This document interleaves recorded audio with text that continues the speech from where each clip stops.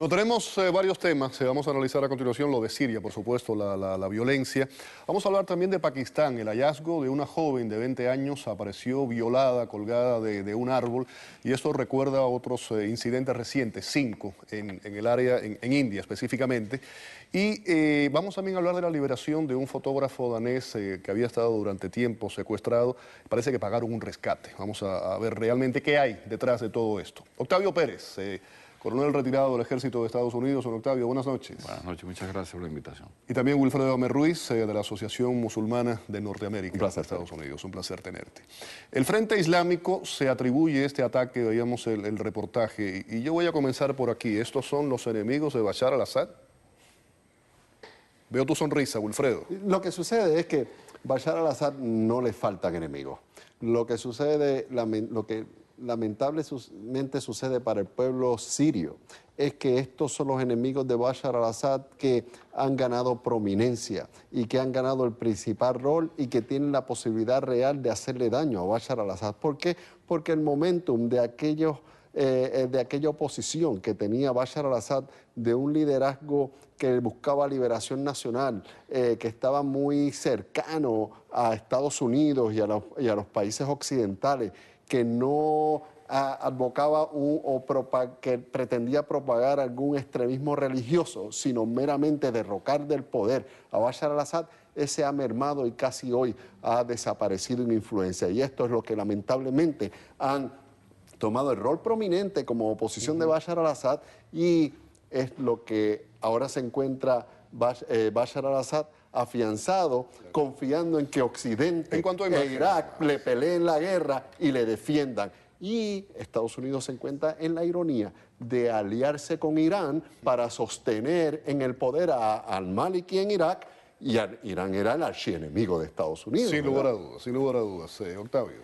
Bueno, uno de los problemas graves que te está diciendo Amer es que los soldados que eran del ejército sirio, que hicieron su defección o su deserción para formar esas brigadas, al ver que no tenían el apoyo que necesitaron en el momento histórico, hace 4 años, han encontrado mayor apoyo y se han unido a estas dos, la brigada al-Nusra y el ISIS, que son las dos, que han sido los que han liberado los aeropuertos militares, las bases militares, porque son individuos que se van en operaciones suicidas. Este mismo que tú estás reportando aquí de esta bomba, este es el tercer incidente donde se usan 60 toneladas ¿Tú sabes lo que son 60 toneladas? Hay un video famosísimo hace un mes y medio donde detonaron, o sea, socavaron bajo un hotel y pusieron bajo ese hotel 60 toneladas de dinamita. Aquel hotel voló en el aire, hasta un árbol se vio volar en el aire. Lo mismo hicieron en una carretera en Alepo, o sea, lo han hecho en una base.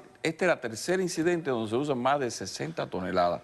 Y esos son los recursos que tienen ellos ahora, porque han sido desplazados de Homs, desplazados de Alepo.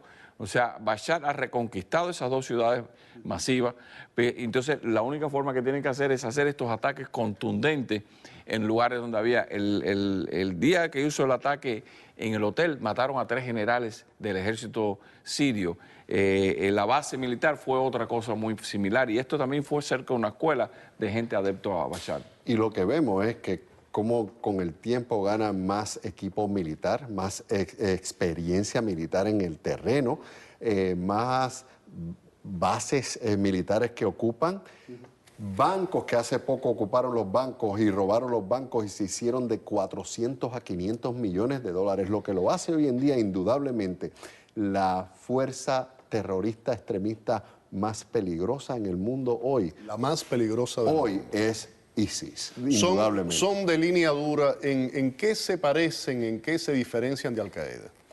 Es un movimiento de más cohesión que Al-Qaeda. ¿En qué se parece? En el poder de convocatoria. Vemos que hay gente de norte de África uniéndose a sus filas, gente de Europa uniéndose a sus filas, gente de Estados Unidos volando tres a unirse a sus filas. Quiere decir que se parecen en un poder de convocatoria universal que tienen, aprovechando muy bien los medios sociales y la última tecnología.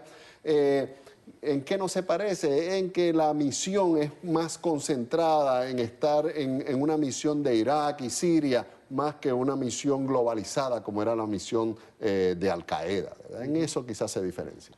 Esto es producto de la salida de los norteamericanos en 2011. En el momento que nosotros no tenemos adiestramiento en Irak, en el momento que al-Maliki mantiene y sostiene en la logística de la guerra de Siria a través de sus fronteras, una frontera porosa, este era el viaducto normal del ISIS. En otras palabras, todos estos meses y años, ¿por qué de momento tuve que se derrite un ejército en cuestión de semanas, en días? Era porque eso ya ellos son transeúntes normales en esa área.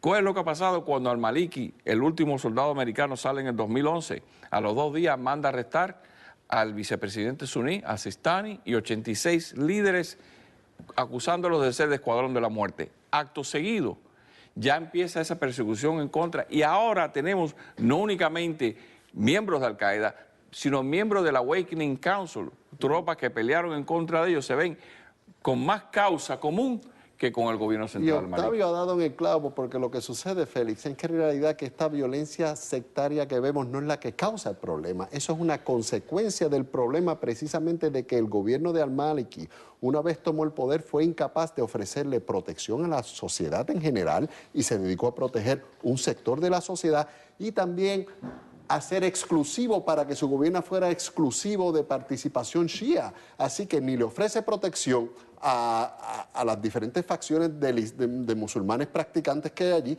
ni le da participación en el gobierno. Esto es lo que hace que la sociedad se tribalice buscando protección, porque ya no quedan casi ni cristianos. De 1 millón de cristianos que había en Irak, ahí ya no quedan cristianos, porque en las instituciones estatales no son capaces de ofrecerle protección al mundo cristiano en Irak, igual a los sunitas. Por eso es que los sunitas, como dijo el coronel, una vez llegaron esta gente por los pueblos de mayoría suní, lo que hicieron fue empacar, irse, porque los soldados que estaban ahí, ellos también los percibían, a pesar de ser soldados iraquíes, ellos iraquíes también los percibían como fuerzas de ocupación, porque no tienen participación en las altas esferas de la milicia.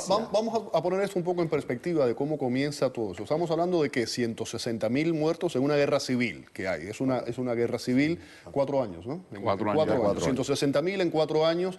Las protestas son inspiradas en la primavera árabe y se ha convertido, como decíamos, en una guerra civil con connotaciones sectarias. Millones de desplazados. Extremistas islámicos. ¿Qué credibilidad, de nuevo, tiene esta oposición? ¿En qué ha quedado? Bueno, ¿qué es lo que se llama oposición? Porque entre ellos mismos se han matado. O sea, lo que quedan viables que peleando contra Bashar al-Assad es la Brigada al-Nusra, que sigue siendo reconocida por al-Zarqawi como la única entidad de Al-Qaeda, y el ISIS. El ISIS lo que ha hecho, aparte el ISIS controla predominantemente una provincia en el noreste de Siria. Y por eso es que ha llevado la guerra ahora. Dice, vamos a reconstituir esto, vamos a hacer el califato en lo que podemos volver a restituir y volver a llevar la guerra. Extendiendo. Entonces, ahí es donde tú estás diciendo, esas son las 2 entidades que pudieran derrocar a Bashar al-Assad. Y esto dejó con los pantalones abajo a la inteligencia norteamericana. Una vez más demostró la inteligencia norteamericana que está desenfocada en la problemática esencial del mundo. Los rusos toman la península de Crimea y nos toma por sorpresa. ISIS coge 25% del territorio iraquí. ¿Por qué está pasando esto desde el punto de vista del análisis militar, de la inteligencia militar? Bueno, la inteligencia militar sabe de los movimientos de estas tropas, pero el problema es que no tiene una ejecución. Tenemos una política de no intervención. Se está pensando en los objetivos para dispararle. Barack Obama dice ayer en la Casa Blanca que ellos no van a dirigir esto en contra de ningún grupo étnico, que van a decidir cuáles son los objetivos cuando sea. En otras palabras, hemos cedido territorio, como esto es un problema. Eso viene de mucho ellos. antes. Desde el 9/11 Sí. se dijo que se había cambiado en el terreno cómo se hacía la inteligencia, que antes la inteligencia se hacía de persona a persona. Bueno, ese que es el todo problema. es a través de la tecnología. Félix, el problema grave es que hay 3 tipos de inteligencia. La de imágenes, que es muy buena, fotográfica, la de señales, que estás escuchando. Pero si tú no tienes agentes sobre el terreno que te reporten, no puedes corroborar lo que ves en Y estos movimientos extremistas han recurrido a las formas básicas primitivas de comunicación que ya el manejo, el electronic surveillance no les ayuda mucho, porque están por la mensajería básica de alguien a caballo, de alguien en carro que vaya a dar un mensaje allá, en vez de utilizar teléfonos teléfono satelitales satelital. o las redes de comunicación de redes sociales como Twitter o Facebook, porque se comunican por ahí también. Eso lo han dejado a un lado para preferir como en la manera de comunicación boca a boca, que es muy difícil y mucho más si no tiene gente en el terreno de interceptar. Estamos hablando de Siria. Quiero rápidamente hablar un poco, echar un vistazo a lo que está pasando con Irak. Quiero saber tu opinión. El otro día tú y yo conversábamos sobre esto, Octavio. ¿Esto qué prueba? ¿Que fue un error haberse metido en Irak? Oh, definitivamente. La guerra de... La intervención en... ¿Fue un error haberse metido o fue un error haber salido? ¿Cuál de las dos o las dos? Fue un error haber intervenido a Irak con una guerra de ocupación militar. Se pudo haber intervenido Irak con algunos operativos militares que no conllevaran una operación y ocupación militar a largo plazo, como hizo los Estados Unidos, donde hizo estratégica y progresivamente decapitar las altas esferas de los agentes del orden público. El sistema de justicia lo decapitó en todas las altas esferas. Entonces lo que dejó fue un total vacío de poder que vino a ocuparlo la mayoría shia aliada de Irán, y por eso es que hoy quienes primero respondieron al llamado de ayuda de al-Maliki cuando ve su país cayéndose en pedazos, fueron los iraníes que ya le mandaron. No han pensado 2 días como estamos pensando y Barack Obama está pensando qué voy a hacer, cómo lo voy a hacer. Ya los iraníes mandaron fuerzas especiales a Bagdad a proteger Bagdad y a proteger al-Maliki. Octavio, un trabajo chapucero, se hizo mal, desconocimiento. Bueno, primero.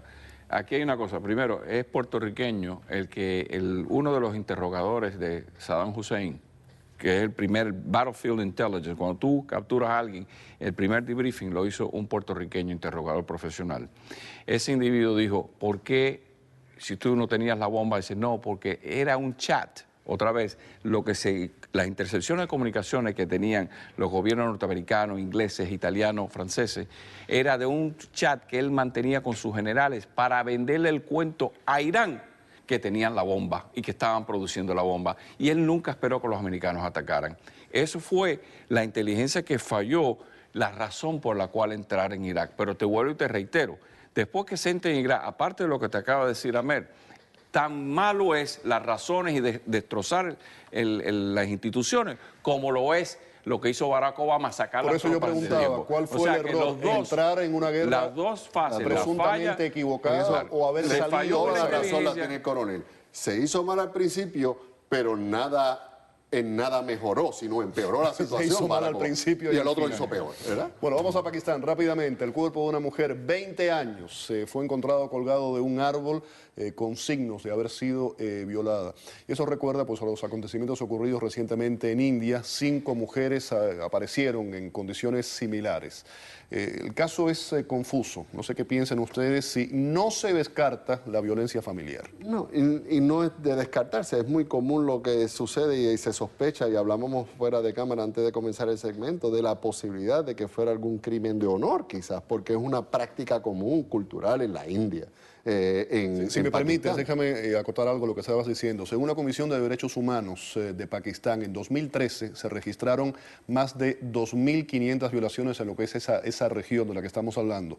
Otros 900 muertos se produjeron a manos de hombres, eso tiene que ver con lo que tú estabas mencionando, que dicen defender el honor familiar. 900 muertes a causa de esto. Y si vas al otro lado de la frontera, le añado otros 2.500. Pero el problema básico con este caso, en estos últimos 2 meses ha habido 3 casos de incidentes. Una mujer que estaba en estado, que fue apedreada por su propia familia afuera de la corte, lo que te dice que el gobierno, el Estado, especialmente bajo este presidente, este primer ministro, porque con todo y que todo el mundo criticaba a Musharraf, esto no era tan prevalente. Esto se ha exacerbado porque el partido de Nawaz Sharaf es más condescendiente de permitir este tipo de cosas. Y ahí es donde está el peligro, que con todo lo que está ocurriendo en Pakistán, esto ha incrementado en los últimos años después de Musharraf. Rápidamente, la liberación del fotógrafo. Perdóname, quiero hablar de este tema. Para cerrar, déjame una idea. Dímelo. Esto lo que deja expuesto en realidad es el problema de violencia contra la mujer en el mundo. Aquí en Estados Unidos, cada 2 minutos, en lo que dura este segmento de 15 minutos, 8 mujeres han sido abusadas aquí en los Estados Unidos sexualmente. Desde el punto de vista gubernamental hay la misma respuesta aquí en Estados Unidos, en esa otra región del hay un mundo. promedio de 237.000 asaltos sexuales, de los que aquí en Estados Unidos solo se resuelven el 25%. Hay un problema real de violencia contra la mujer aquí y en el mundo. En esos países mucho más marcado, quizás mucho más cruel. La guindan de un palo, pero aquí hay un problema serio contra la violencia. Sin lugar a dudas. Vamos ahora con el fotógrafo, este fotógrafo danés, Daniel Ray Ottosen. ¿Quién lo tenía secuestrado? Lo tenía el ISIS. Ahora, el problema es que tiene un buen padrino porque hubo dinero para Ahí está sacarlo. la imagen del fotógrafo. Hay 3 individuos en este año que han sido víctimas de estos secuestros. El primer fotógrafo español murió, el segundo lo rescataron a palo limpio. O sea que ser fotógrafo o ser corresponsal de guerra en Siria es uno de los trabajos más peligrosos que hay en el mundo. Y eso, un milagro. Esto fue un milagro, porque cada vez también... Para pagar un rescate, no se sabe cuánto... ISIS se está haciendo también cada vez más independiente financieramente, que estos futuros casos de secuestro que veamos, quizás no haya esa sed por rescates, porque, como dijimos Hay el otros otro fondos, día, hay otros fondos que se pueden. hay otros fondos, 500 millones se acaban de robar de los bancos de Mosul. Claro. Muchísimas gracias, Octavio, Wilfredo, por haber estado aquí en el programa. Vamos a la pausa, al regreso. Vamos a hablar del futuro de los 3 grandes del Heat. Vamos a hablar de James, de Wade y de Bosh. Pero antes, logra escapar el jugador de béisbol más prometedor de Cuba. Yasmani Tomás, considerado el jugador de béisbol más prometedor de Cuba, escapó de la isla rumbo a Haití, según fuentes oficiales. Todo parece indicar que cruzará a República Dominicana para buscar residencia legal y poder negociar un contrato como agente libre en Estados Unidos. Tomás, de 23 años, era el jardinero estrella del equipo Industriales.